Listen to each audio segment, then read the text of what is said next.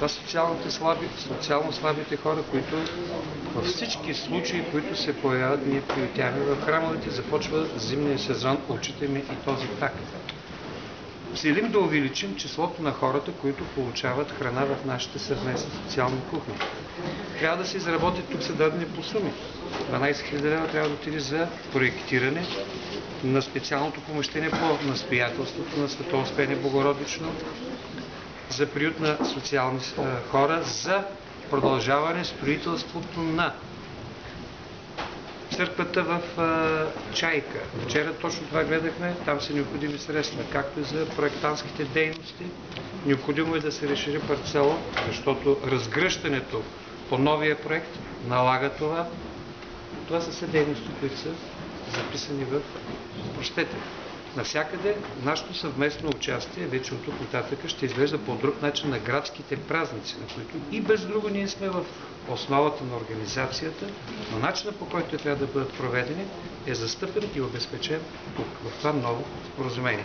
Действително, Негово високо преосвещенство е прав, че това отне време между нашите сътрудници, които да изработят детайлно и да се цялата тази програма, да я остойностят.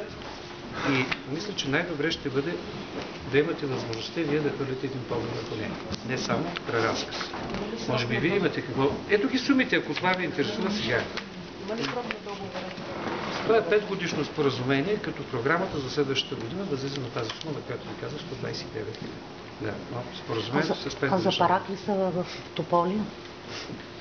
Какво ви интересува там, ако не искате да повторя пак това, което казах преди малко? В смисъл, отреден терен и със средства на Росен Марков ли ще се строи това? Няма отреден терен. Има намерение да се строи. Така. И преди малко обясних, че преди година и половина Росен Марков е бил в общината и са разговаряли с дирекция собственост и стопанство и с главния архитект. Необходимостта да бъде изработен ПУП.